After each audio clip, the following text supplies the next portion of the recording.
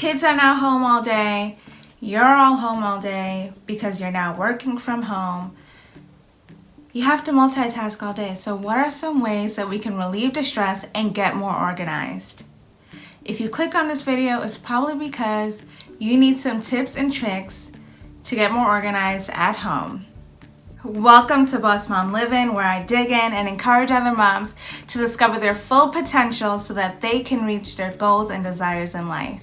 If you like this kind of content, please consider following me on Instagram, where I post daily at Boss Mom Living, and you can find other social media links in the description box below. Please consider watching this video until the end, and I hope you enjoy this video. Okay, so the first tip that I have for you when you're at home with the kids, and sometimes you feel like you gotta play mom, you gotta play chef, you gotta play teacher, you gotta play tutor, you gotta play wife. Well, you're not playing it because you're actually doing it, right? One way to stay more organized is to establish procedures and routines. As a teacher, this is so critical. I'm actually at home right now teaching virtually, so I understand everything that you're going through right now. So, what is a procedure? What is a routine? A routine is something that you do consistently, kind of like when you wake up and you brush your teeth every day. What is a procedure? A procedure is how you would go about doing something. So if your kid is at home right now and they're doing virtual online learning with their teacher probably already has a routine in place, a schedule in place that they follow throughout the day. So you mainly may want to come up with a morning routine, so before virtual learning starts, and an evening routine after virtual learning, and probably a midday routine for your kid so that they can follow it daily and it becomes consistent and you don't have to keep on top of them all the time. That way they know what to do and you can focus on working from home. Another thing you can do is establish procedures while they're going ahead and doing those routines. Okay, when you're done eating breakfast, this is where you're gonna put it so that mommy can wash it later when she has a break. When you're done in the morning and it's now midday and you have recess, and instead of recess at school, you're going outside to play with friends and then you're coming back within the hour. Okay, this is where you're putting your shoes so mommy doesn't have to tell you during the day because she's focusing on work. So those are critical things to do. Establish procedures and routines. Trust me, in my classroom it runs smoothly. At home it's been working smoothly with Zoe. Even though she's 1 year old, I still teach her from home. She's not going to preschool, so I still teach her from home, and I have to teach kids online now, and then also when I have my break, teach her, give her nap time, feed her, so I understand what you're going through. This one drives me insane. If I see clutter, I'm like, who did it? When did they do it? Why did they do it? And I'm cracking the code. I'm trying to crack that code because I can't take clutter. So this next tip is to have a place for everything. You'll be less stressed. Your kids will know where to put things. Your husband will know where to put things. You will know where to put things. And everybody can go on about their day with a more happy-go-lucky vibe. So this next tip, have a place for everything. Now that your kids are home, they're gonna have their books and their book bags and whatever materials that the school gives them. Now that you're working from home, you're probably bringing everything from work to home. I know I had to bring in some tools from my classroom to now home, and I have to find a place to put everything so that my house doesn't look like I'm hoarding, but that it looks like it's still a home and not my job.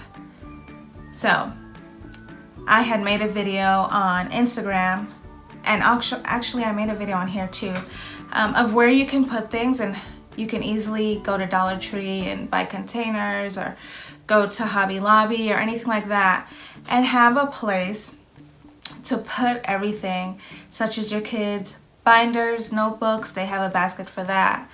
You know, things in the pantry, you have places where they go. Shoes, have hooks to put their jackets, to put their coats. Have a place for everything, and this is the most important of having a place for everything.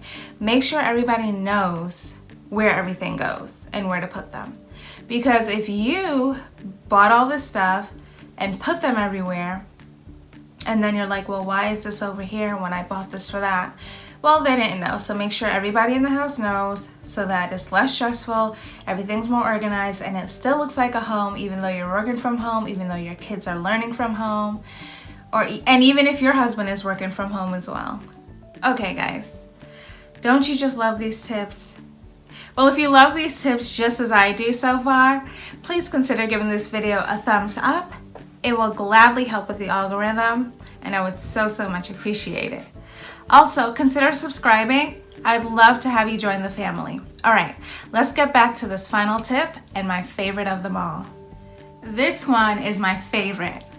If you've been on here for a long time, you know that I absolutely love planners. I mean, my whole Etsy shop is pretty much planners. So this next tip is to have a planner or a notepad or a bullet journal, whatever thing you like to do like that, have it around. Aside from a plan, I have both a planner and a notepad, and this is why. I keep my notepad on the fridge with a magnet behind it. I bought one of those from Dollar Tree with a magnet behind it. And whenever I think of something, I automatically write it down.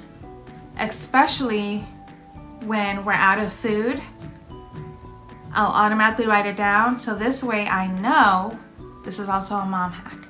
This way I know that whenever I have to go grocery shopping, these are the things that I need, and I'm not going crazy in the grocery store trying to figure out what else I gotta get, or what don't we have at home, and then I'm calling and nobody picks up from home because everyone's all busy.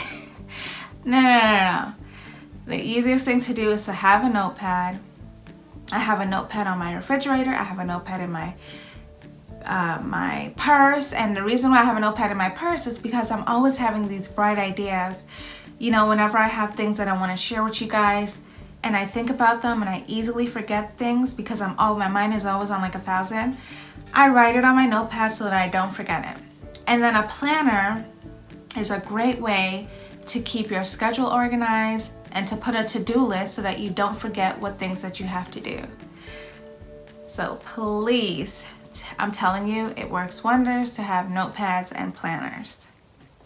Comment down below your favorite tip. Also, let me know on Instagram. I'm always checking my messages and love to respond to you guys. And also, if you have any other tips that you can give us, you other stay-at-home moms or work from home, virtual learning from home moms as me, let us know in the comments below. We'd love to hear it. This is a community. I love when other women support each other and help each other out. This is what it's all about. I will see you guys in my next video. Thanks so much for watching.